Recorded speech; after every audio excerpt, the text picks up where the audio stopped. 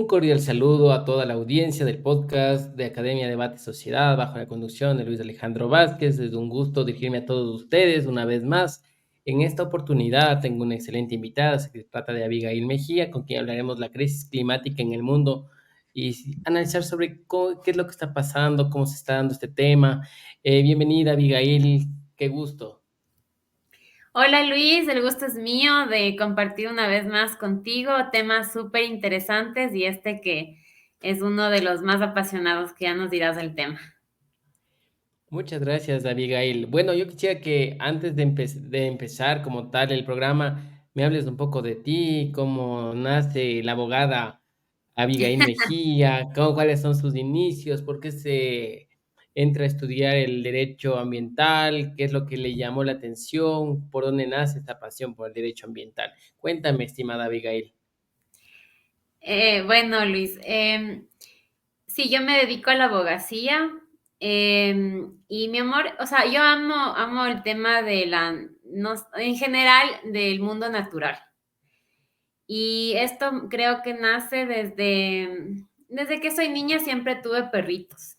Y creo que mi cercanía con mis perritos siempre fueron como un apoyo emocional súper fuerte para mí. Y empecé a crear una conexión con ellos que el resto de mi familia quizás no tenía. Entonces ellos, los perritos conmigo también eran como muy leales conmigo. O sea, de los miembros de la familia conmigo es con quien más conectaban. Y eso me hizo como también acercarme a otros animales. Entonces, en general, mi apasionamiento por la naturaleza empieza por los animales.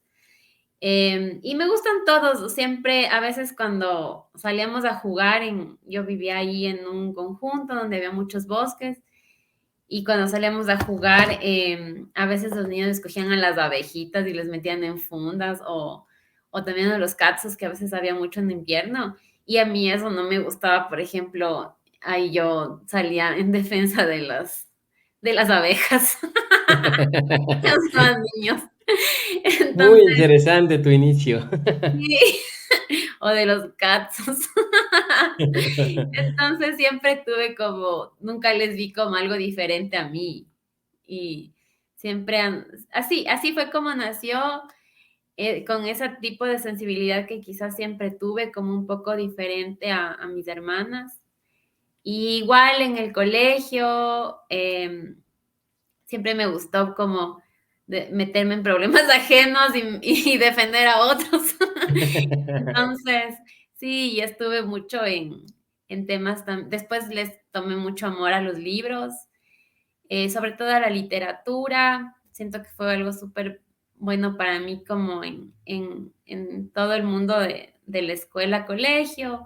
Participé en algunas cosas, tuve profesores, si alguna vez de esto ve la profesora Jenny Kango, que ella estuvo conmigo desde tercer grado hasta que me gradué, impulsándome en un montón de concursos, a leer, a participar. Entonces, siempre estuve también en ese tipo de contacto.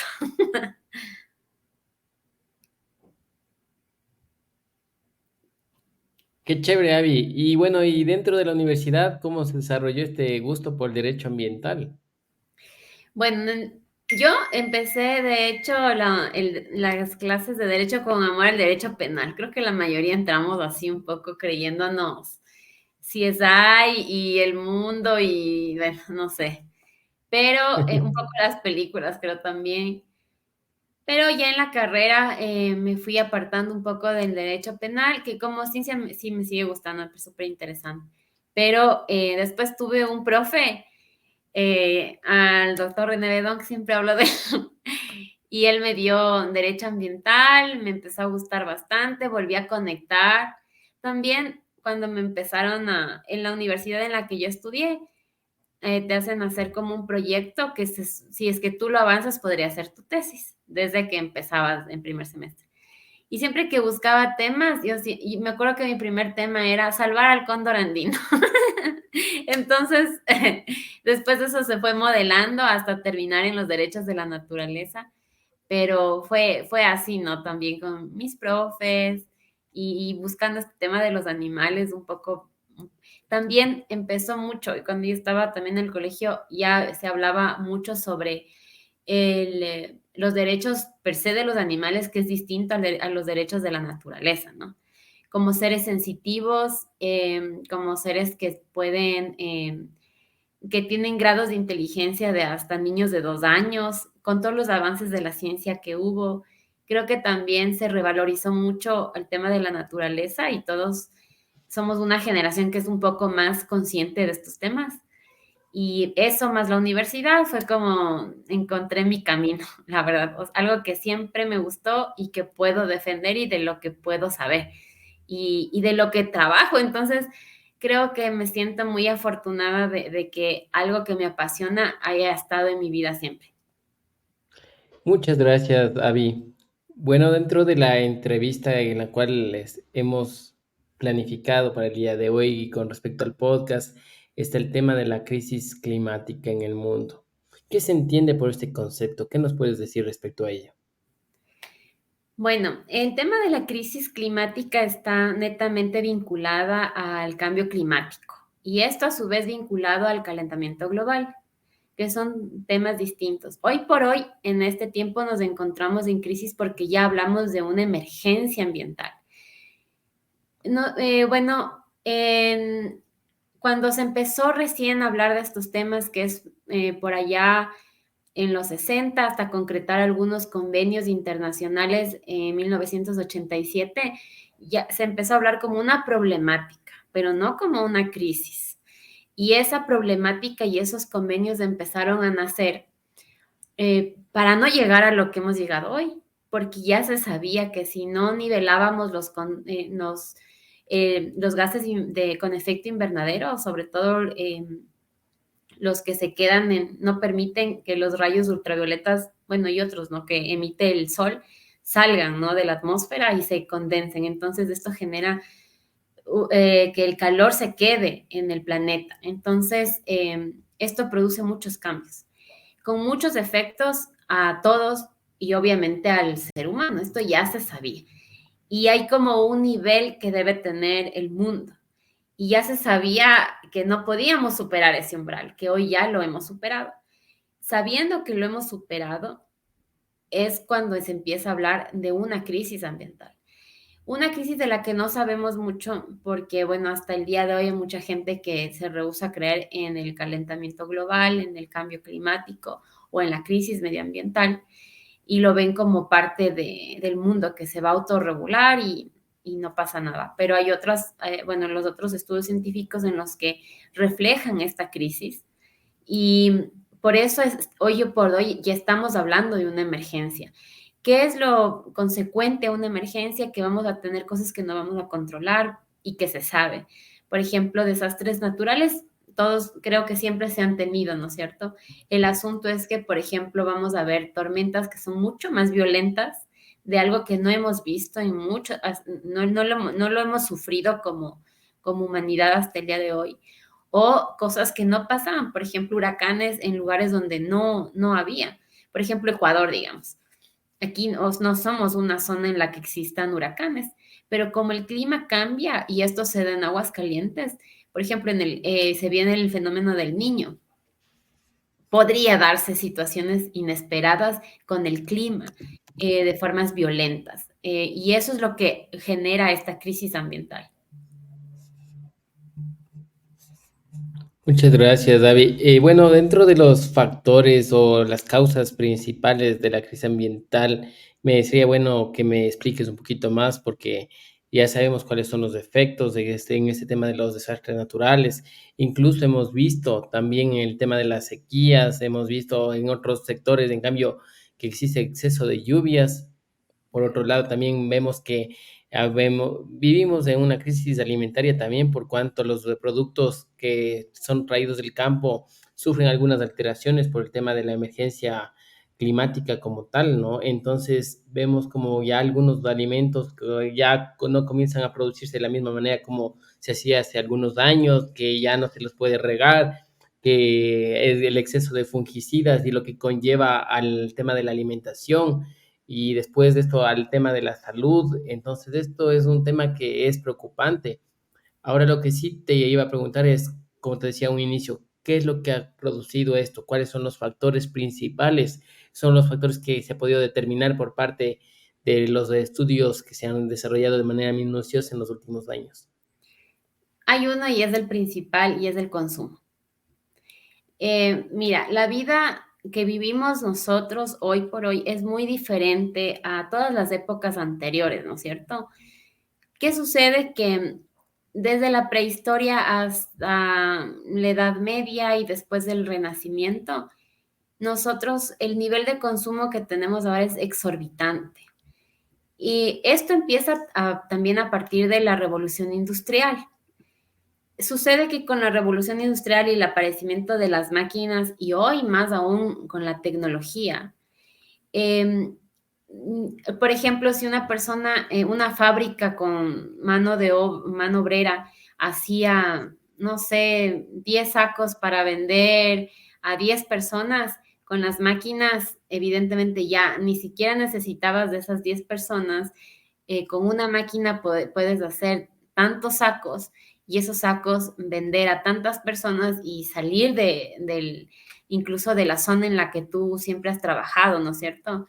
Entonces, a hoy por hoy tenemos fábricas de fast fashion, por ejemplo, Shein, Zara, que son empresas que se dedican a hacer confección de ropa por millones de millones de millones de millones de millones. Por ejemplo, antes tenías las tiendas de abastos, ¿no es cierto? Y claro, tenías tercenas también, que era como un consumo más sustentable, se podría decir. Hoy por hoy no, o sea, tú vas al súper y siempre vas a encontrar carne, siempre vas a encontrar pollo, siempre va a estar a tu disposición. Y eso, imagínate en todos los súper del Ecuador, ahora de Latinoamérica, ahora del mundo, hay comida por montones, así como hay gente que muere de hambre. Entonces, el consumo que hoy todos tenemos, no nos damos cuenta porque es bien difícil. O sea, la conciencia del consumo es complicada. Porque, por ejemplo, tú, imagínate hoy, solo en el día de hoy, cuánta basura generaste, cuánto comiste, cuántos platos se fueron, cuánta comida orgánica que esté en la basura, no sé, en la ropa que usaste. Por ejemplo, hablamos que un jean necesita litros y litros de agua, solo un jean. Imagínate ahorita cuántos jeans se están confeccionando al momento. La industria no descansa. Y la disposición de la ropa va a estar ahí, compres o no compres. No es sustentable. Sustentable significa yo compro lo que necesito. Las fábricas las van a tener ahí, o sea, yo puedo comprarme los dos jeans, uno no usar, pero así todo el mundo. Y por eso necesitas, y el negocio se ha desarrollado en que tú crees necesidades al consumidor, aunque no las necesite. Entonces, esto es de difícil control. Ya, las industrias y los grandes países que viven de esto, hoy por hoy tenemos empresas privadas que ganan más tienen más capital que un país entero. Es decir, que tienen mucho poder. Y llegar a esa conciencia de, oigan, todos, por favor, no consumamos mucho, es difícil. Incluso con uno mismo, o sea, yo que que estoy en esto siempre, con el tema de la conciencia ambiental, es difícil al día pensar o sea, por ejemplo, no solo el cambio viene de mí, porque tú no puedes, o sea, está bien que tú cuentes con buenas prácticas ambientales, por ejemplo. Yo no uso fundas, llevo mi tótem, ¿ya? Llevo mi fundita de tela. Sí, pero con eso yo no cambio el mundo. Es decir, esa práctica no se debe parar, está bien. Pero ¿qué pasa si yo tengo en mi casa 20 fundas de tela? No es, o sea, la idea no es tanto eso, o sea, no dejemos las buenas prácticas ambientales, pero el problema y el factor principal es el consumo de cosas tan innecesarias. Y, no sé si tú has visto las imágenes de los basureros de autos, o sea, no sé si te has puesto a pensar, la gente, tú sabes que tu carro se deprecia, entonces la gente usualmente cada 5 años trata de cambiar el carro, ponle ya 10 años, pero ya el carro ya no está tan bien funcionando en el privilegio que tú tengas de tener un carro, ¿no? Y esos carros que van quedando, ¿dónde están? Esas bicicletas que ya no saben, ¿dónde están? Ese saco que tú algún día, ¿dónde está? O sea, todo eso no se acaba en un día. Eso para degradarse dura años de años de Años. años. El plástico es lo que más tarda en degradarse. Y hoy por hoy, toda la ropa, si tú te pones a ver, todo es poliéster. El poliéster es plástico, todo. Entonces, claro, tú también puedes decir, sí, entonces veamos algo más orgánico. También, pero en cambio es carísimo. Hay mucha gente que no tiene tampoco la opción para tener todo orgánico. Por ejemplo, si tú quisieras ahorrar más en ropa, por ejemplo, ser un poquito más consciente, sí, pero también, por ejemplo, si te compras algo así, cuero, cuero, ya es caro, te va a durar un montón. Y la idea es que si ya te compras, espérate que se te acabe a que te compres otro. Y no, es con que no, esta y después me compro otro de cuero, o sea, según El la otro y el otro. es una obsesión que tenemos todo en la que hemos caído, un círculo en el que no nos damos cuenta, pero todo el tiempo estamos consumiendo, consumiendo. Imagínate miles y millones de personas haciendo lo mismo. Es un montón de basura, es un montón de consumo. Y por eso es que, mira, y por eso es que no han funcionado la mayoría de los convenios que han surgido a nivel internacional. Kioto fue un fracaso. El Acuerdo de París nace por el fracaso de Kioto, porque lo que se pretendía es bajar los temas de carbono. Y para eso era un compromiso de las empresas y de los países, sobre todo, imagínate, Ecuador, somos un país enano que el aporte que damos al mundo de carbono será esto, ¿no? Para lo que es China, para lo que es Rusia, para lo que es Estados Unidos. Y claro, o sea, ellos son los que más aportan a la crisis climática, son los que más restricciones deberían tener, porque no estamos en igualdad de condiciones, ¿no es cierto? Pero son los que menos se bajan para tratar de controlar, o sea, no van a querer porque esto implica muchas restricciones a sus propias empresas, a sus propios países. Shein es una de las empresas más grandes de China, del fast fashion, que es tremendo, incluso no solo en temas ambientales, sino en políticas laborales. Y lo mismo y es un país comunista. Lo mismo pasa en Estados Unidos. O sea, no son diferentes. Y es país capitalista en el que el consumo se da por los mismos lados, ¿me entiendes? O sea, y es por eso que ha sido tan difícil que se comprometan los estados. Y frente al fracaso de Kioto y hoy por hoy el Acuerdo de París, que la COP me parece que va a ser en este mes, ya han de estar organizando la COP o ya estableciendo. Y claro, o sea, una de las cosas que a mí me llama la atención es que cuando hablan de los países latinoamericanos, lo hablan, o sea, hablan África y Latinoamérica, nos tienen ahí igual, ¿no? Pero sí, nunca nos ven como unos agentes de participación. ¿Y por qué te digo esto? O sea, parecería que sí hasta el discurso, pero la Unión Europea tiene que cambiar a autos eléctricos para no usar o para bajar el consumo de gasolina y obviamente de fósiles, ¿no es cierto? Y tiene, me parece, hasta el 2030. Pero esto genera la necesidad de tener más cobre, porque si no, ¿cómo haces los carros eléctricos? Entonces vas a necesitar metales y los metales es un recurso natural que lo van a demandar ¿de dónde? De África y de Latinoamérica. Entonces ellos se cuidan, pero nosotros seguimos siendo los países de los cuales siguen consumiendo algo que es como cambiemos esto a costa de lo otro. Entonces, aquí es cuando, y se viene la minería, se viene porque se viene en grande a Latinoamérica y en África, ¿no?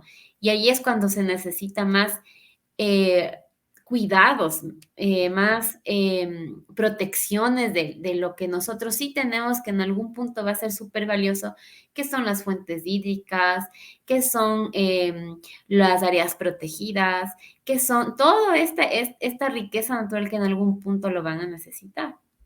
Pero ya te digo, o sea, ellos sí cuidan sus cosas, los europeos, y no es que se pongan tanto a pensar en cómo nosotros cuidamos las cosas, sino nos ven como una suerte de necesito, extraigo. Entonces, no estamos en igualdad de condiciones y frente al consumo, ellos son los que más consumen. Si nosotros somos países de, bueno, bajo la teoría económica de los gringos, somos lo que comúnmente nos dicen tercermundistas, ¿no es cierto?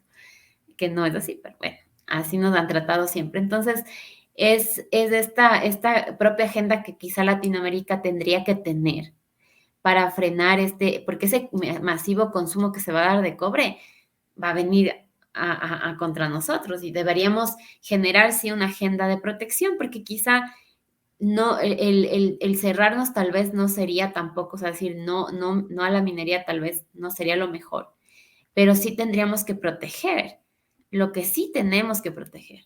Entonces, eso para mí es el principal factor, no para mí, la verdad esto ya está, esto se ha hablado muchas veces, se habla siempre, sino que decirte, si a ti, si yo te digo esto, si nos dicen un día a todos los seres humanos de este planeta, nos dicen, hoy por hoy, todos nos vamos a comprar ropa una vez al año, ¿a quién le va a gustar?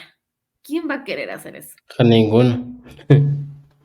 Entonces, y prácticamente esta crisis algún momento va a llegar a eso.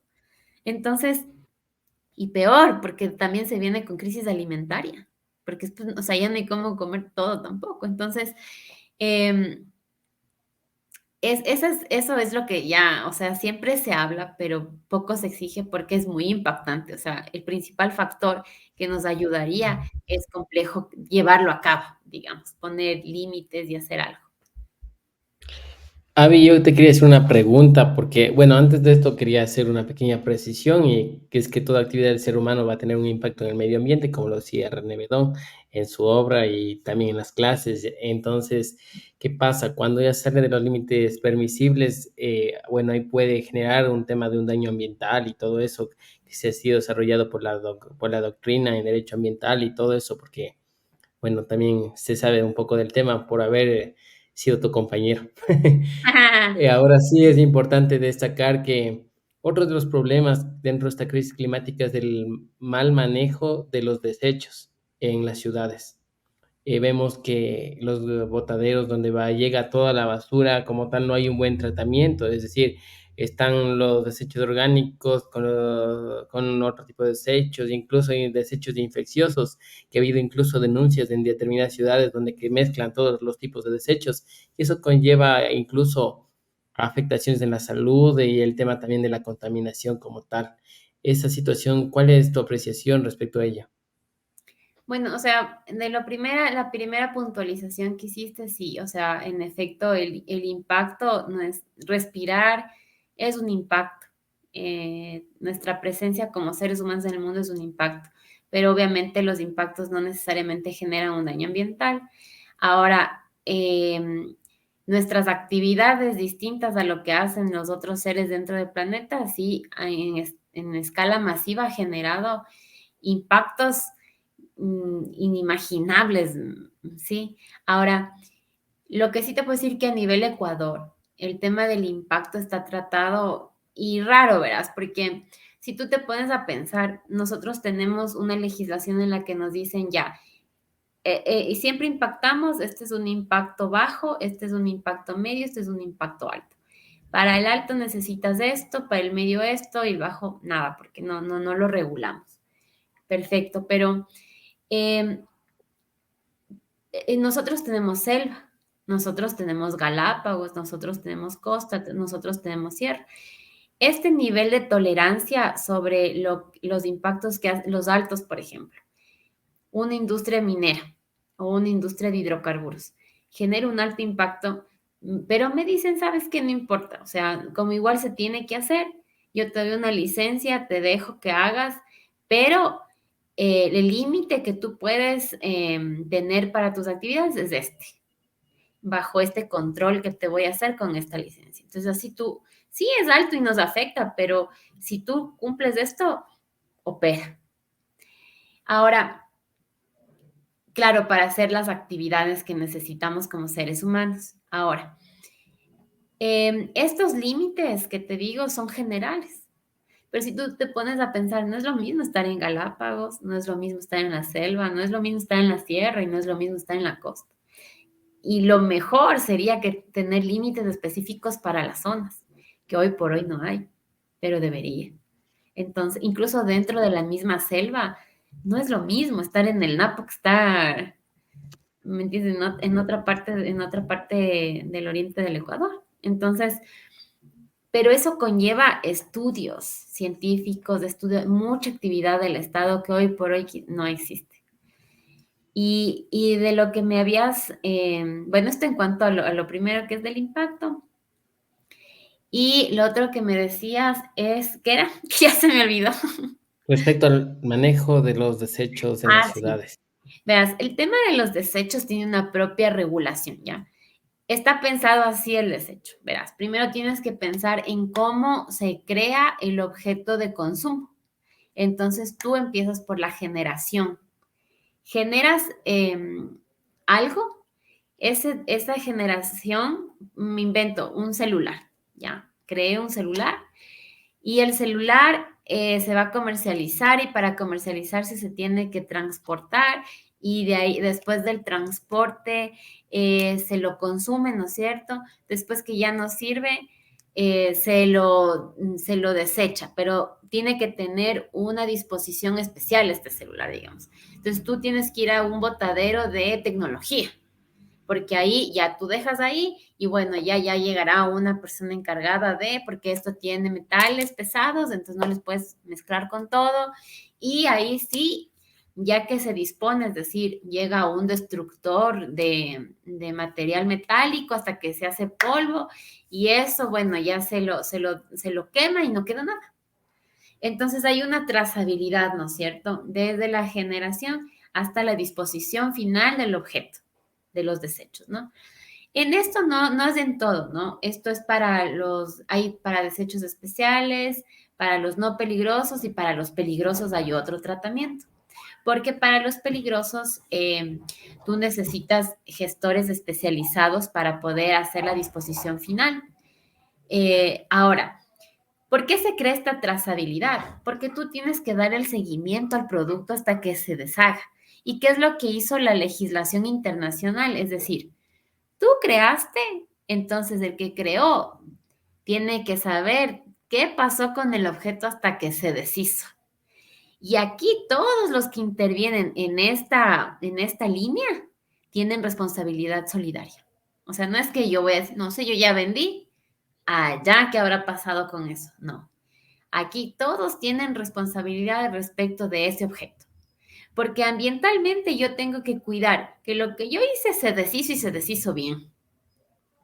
Ahora, hay cosas que son más de mejor control. Por ejemplo, si yo quiero fondos de tanque, por ejemplo, se llama cuando tú tienes el material petro en los tanques. Se queda al final un fondo de crudo. Eso es peligroso. Entonces, claro, obviamente no todo el mundo hace eso. Y ahora, el que saque el petróleo y dejó esos fondos se encarga de recolectar y lo transporta con un transportista autorizado, porque no todos lo hacen para este material. Lo dejan donde un gestor, el gestor recibe, toma una guía, ve cuánto le pesa, le mide ya. Yo revisé esto y perfecto, hasta que lo dispuso, hizo la disposición final, es decir, ya lo quemó, le desapareció, firma un documento y dice, mire, y el Ministerio del Ambiente hace el control, es decir, tal empresa generó tantos fondos de tanque y me presentó tantos certificados de disposición final. Coinciden, perfecto. Entonces, en toda esta trazabilidad, como todos somos responsables, si al transportista se volca y eso se sale, él tiene responsabilidad, pero también la empresa que generó ese fondo de tanque. Entonces, no, pues si no sé, yo ya le di ahí el transporte y se chocó y se regó y causó un evento ambiental, ya tenías que ver bien, ¿me entiendes? Todos ahí tenemos responsabilidad. Ahora, esto visto en las ciudades es complejo porque tú ves que en el Ecuador, por ejemplo, nosotros no tenemos una cultura de separación de desechos. Evidentemente sería súper más fácil, incluso si es que tuviéramos en las casas separado, ¿no? Orgánico, plásticos, metales, vidrios, etcétera. Necesitamos de todo un trabajo del sistema estatal, porque si yo separo significa que van a venir a recolectar y los recolectores me van a recibir separado, porque si no van a volver a juntar todo en el camión de la basura y no es la idea. Entonces, claro, ¿qué sucede en otros países? Ayuda muchísimo y esto es, por eso a veces las maestrías vienen juntas con organización urbana.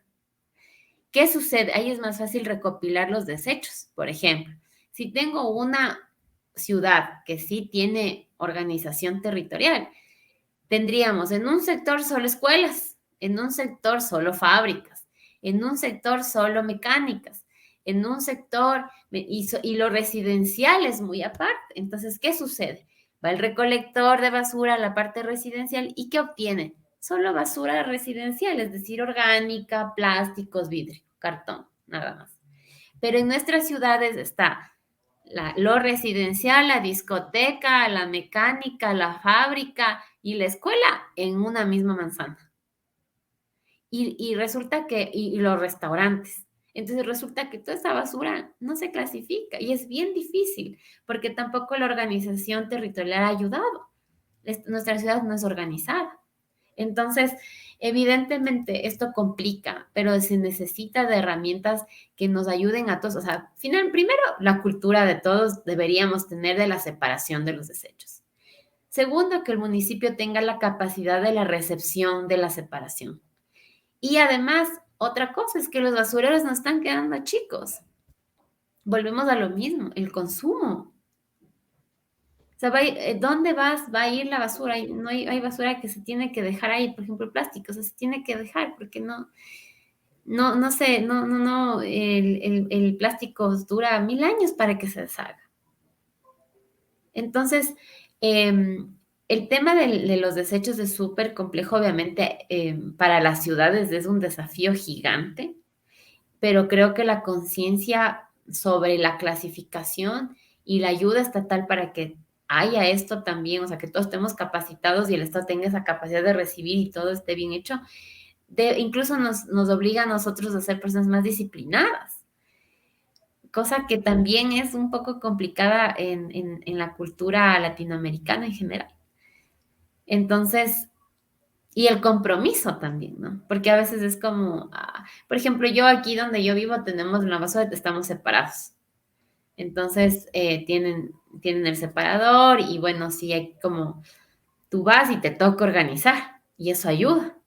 Pero yo en otros tipos de residencias más, o sea, individuales que no son como conjuntos residenciales donde usualmente tú pagas una alícuota para que se dé estas comodidades, por así decirlo, no todos lo tienen, entonces no todos va a ser como un incentivo personal, es decir, algo que le toca a tu hijo, a tu papá, a tu mamá, tener esa organización y esa disciplina para poder hacerlo de manera personal. Entonces es un trabajo y un desafío muy grande para todas las ciudades, sobre todo las latinas, pienso yo.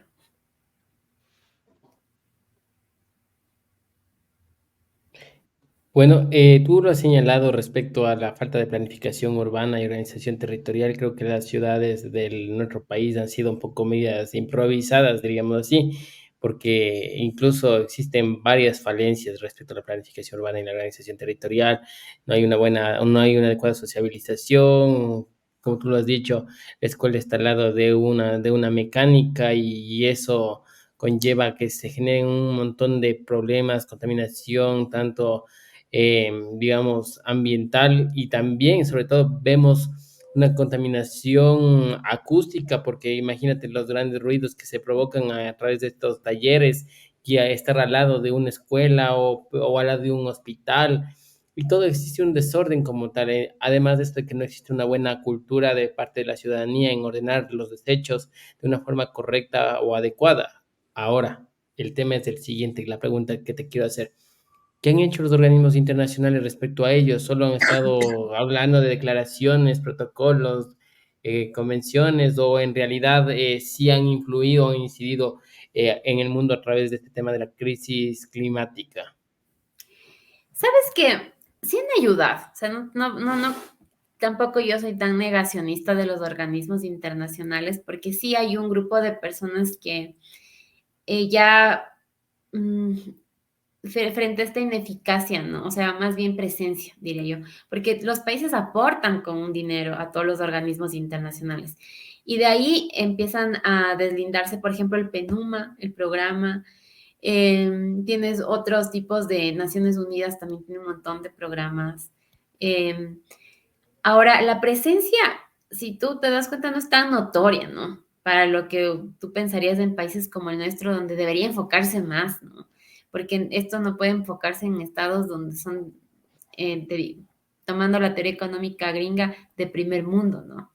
Entonces, muchas veces sí me he dado cuenta que a veces los organismos internacionales vienen acá, cumplen porque tienen esa cuota que cumplir, ese dinero que gastar, tienen sueldos súper grandes, súper jugosos y el programa puede funcionar o no, el que se hayan programado, no sé, a veces hacen chiquitos, así como conciencia en las juventudes del Ecuador, no sé, colegios, y ahí hacen programas de conciencia y todo.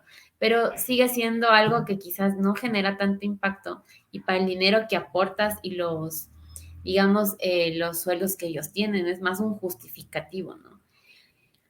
Sí, es verdad, se ha pasado eso como un abuso de, pero también no cabe duda que hay muchas cosas que sí se han logrado y creo que el fuerte ha sido que estos organismos internacionales aportan a grupos activistas que son súper importantes para generar este contrapeso frente a cualquier tipo de decisión para, no sé, por ejemplo, la explotación de recursos naturales.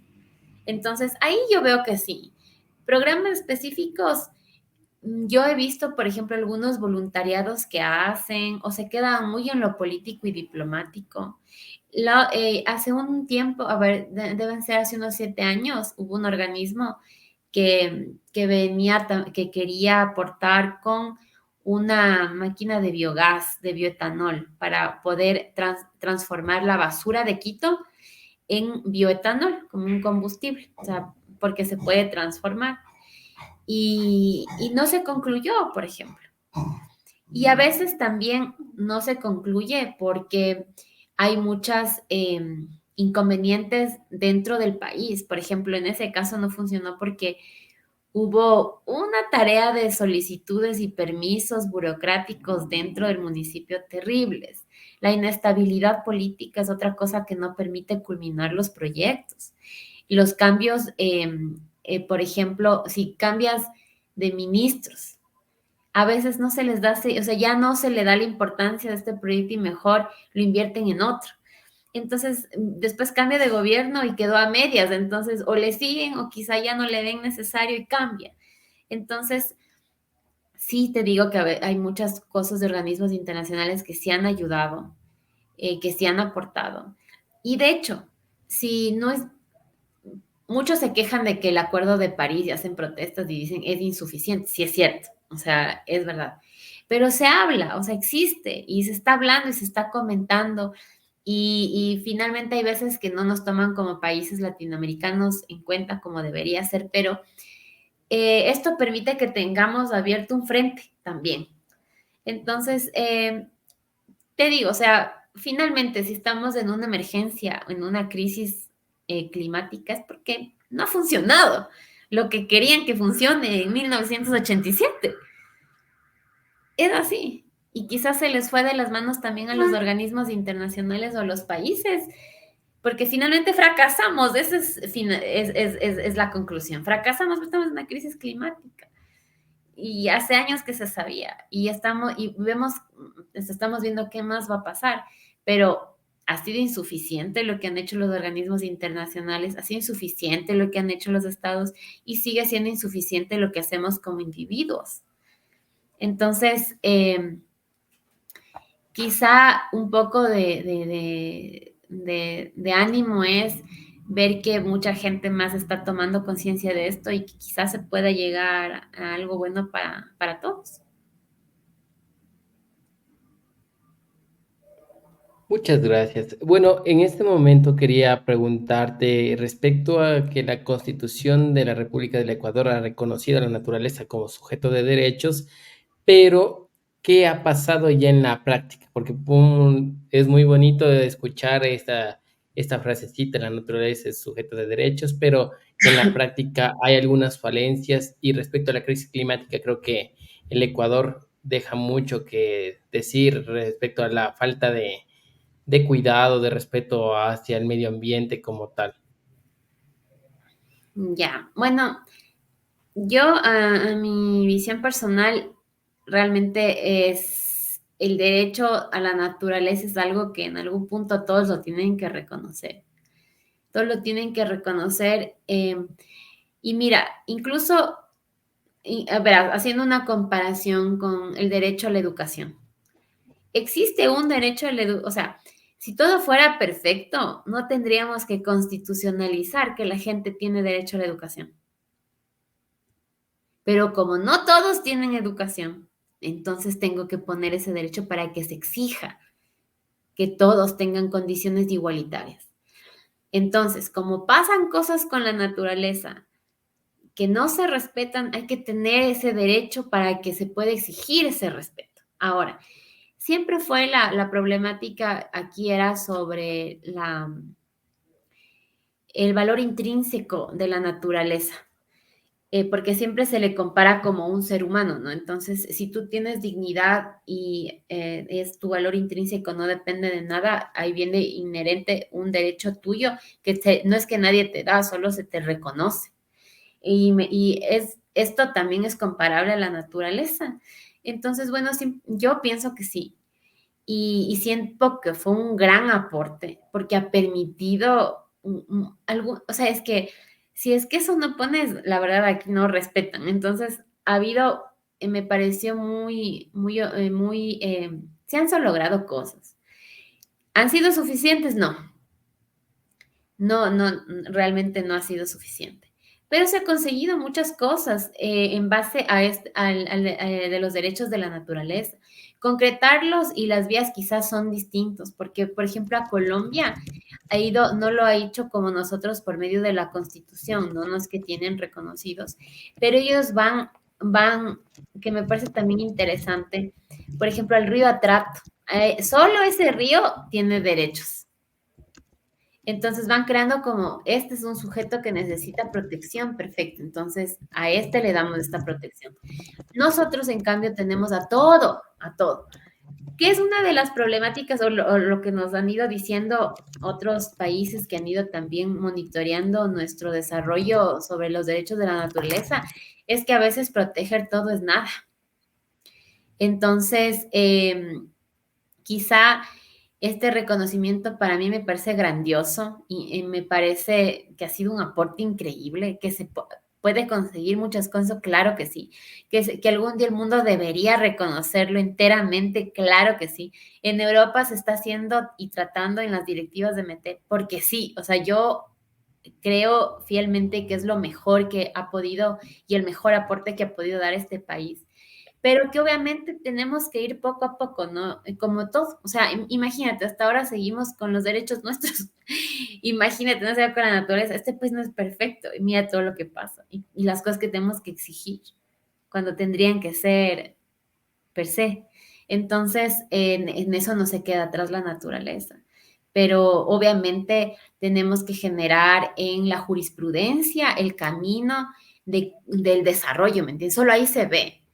Y sí, hemos tenido grandes sentencias, unas un poco complicadas, un poco abiertas, pero así es, ¿me entiendes? Hay que generar esos precedentes y que nos vayan sentando las líneas de a dónde ir, cómo hacerlo. Eh, al inicio no se sabía ni cómo vamos a litigar, o sea, cuál es el legitimado, o sea, cómo va a comparecer, ¿me entiendes? Sí, pero en la práctica se va dando, en la jurisprudencia se va solventando y se va creando el camino. Entonces, para mí, eh, este reconocimiento en la práctica ha sido difícil, estamos en pañales, pero está bien, o sea, sí se tiene que caminar. Muy amable por tu respuesta. En este momento nos vamos a ir a conclusiones y recomendaciones para el cierre de este programa. Voy a poner en pantalla completa por cuanto tenemos que sustraer una parte de la entrevista para las plataformas digitales. Entonces, en este sentido, estimada Ivy, por favor, cuéntanos ya cuáles son tus sugerencias, qué es lo que ves tú del Ecuador y del mundo entero respecto a la crisis climática, esta emergencia que es insostenible muchas veces y que tenemos que tomar ejes de acción para tratar de controlar antes de que se vuelva la situación incontrolable, por decirlo así, porque en realidad es esto, no es esto, es el problema el cual prácticamente estamos en un límite de tiempo, por decirlo así, que podemos hacer cosas las cuales nos puedan conllevar a cuidar a las generaciones del futuro, que va de la mano con este desarrollo sostenible que venía desde el informe de Brundtland y que se iba tratando ya a lo largo del tiempo con la doctrina, incluso alguna jurisprudencia se ha desarrollado respecto a estos temas, los ODS, y bueno, te dejo a ti para que nos expliques respecto a cuál es el cierre de este tema y qué es lo que nos quieres decir a toda la audiencia y qué es lo que tú sientes respecto a este tema. Bueno, Luchito, gracias. Y bueno, como conclusiones, yo lo que te puedo decir es que es súper importante que todos manejemos una conciencia climática, que no está de más ponernos al día sobre lo que está pasando en el mundo respecto a la crisis climática, porque de alguna manera todos somos afectados y usualmente siempre los que reciben el primer impacto de las consecuencias de las crisis climáticas son los países más empobrecidos y que usualmente no pueden tener esta generación de respuesta rápida frente a los desastres naturales, que es una de las consecuencias de la crisis climática. Entonces, la solución está en las manos, no de cada uno, pero sí de la suma de todos. Entonces, no vamos quizás a cambiar el mundo con el ecoplástico o cambiar ciertas rutinas de nuestro consumo. Quizá no, pues son prácticas que igual no se tienen que dejar. Quizás no vamos a parar la crisis climática con cambiando, no usando fundas de plástico, pero compramos como 10 fundas de tela. O sea, estar un poco más conscientes del consumo quizá es importante, no dejar esas prácticas, pero saber que también el Estado tiene que involucrarse y no solo los pequeños estados como nosotros, sino las grandes potencias que son quienes más aportan al consumo y sobre todo el carbono y los gases de efecto invernadero que se quedan en el mundo. Y eso, bueno, como conclusión y recomendación, que igual que ya decía, es no dejar estas prácticas, estas pequeñas prácticas. Y bueno, no desanimar, si hablamos de una crisis climática, es decir, ya nos pasamos del umbral que en 1987 se puso como límite para trabajar y no pasarnos de ese umbral, ya nos hemos pasado. Pero sí estar conscientes de eso, que ya nos pasamos de ese umbral, que tenemos que poner todos de parte con, sobre todo, como dije, el consumo, pero que son las políticas estatales y son de los organismos internacionales quienes deberían también tener estas respuestas, pero exigir sobre todo a las grandes potencias que ellos son los que más aportan y quienes deberían tener las soluciones al día. Y sí, pienso que también como conclusión, eh, sí, el aporte de los derechos de la naturaleza es algo que sí ayuda, que sí puede generar un impacto y un cambio cuando transformemos esa visión de ver a la naturaleza como un objeto y verla como un sujeto. Si todos hiciéramos eso, si el mundo cambiara esa perspectiva, quizás sí podríamos generar soluciones verdaderas frente a la crisis climática. Eso, Luchito. Muchas gracias, David. Qué gusto ha sido tenerte en este espacio académico para hablar respecto a esta crisis climática, que es una preocupación a nivel mundial y sobre todo también para nuestro país, que desde todos debemos aportar de una forma significativa en estos temas y con una gran responsabilidad que trascienda sobre todo la realidad en la que estamos viviendo. Ahora, es importante destacar que no se pierdan este podcast que será transmitido a través de las redes sociales, que también compartiremos determinados reels, shorts en YouTube, en TikTok, para que pueda llegar a toda la ciudadanía y que quede claro el mensaje que hemos analizado el día de hoy. Cordialmente invitados a disfrutar de este podcast en las plataformas, tanto YouTube como Spotify. Y te quiero agradecer, estimada Abby. Este es el último podcast del año, por cuanto ya estamos cerrando diciembre y no podíamos irnos sin la Abby para tratar estos temas tan importantes. Queda un conversatorio el cual desarrollaremos la próxima semana. Nos iremos de unas pequeñas vacaciones y el próximo año estaremos activos con nuevas actividades que son súper importantes y que creo que aportan al país en este momento de transformación, en este momento que necesita nuevas propuestas para poder salir adelante. Muchas gracias, David. Te dejo tus palabras finales. Bueno, Luchito, muchas gracias por la invitación. Es un tema bastante apasionado para mí, un poco el tema impactante porque hablar de crisis climática es, la verdad, sí es la emergencia climática que vivimos hoy, pero justamente estos temas, hablar de estos temas, generar esta conversación es justamente lo que puede aportar, ayudar y que lo tengamos en mente. Entonces, gracias, Luchito, y siempre es un gusto estar contigo también. Muchas gracias, David. Hasta una próxima oportunidad. Que tengan un excelente fin de semana.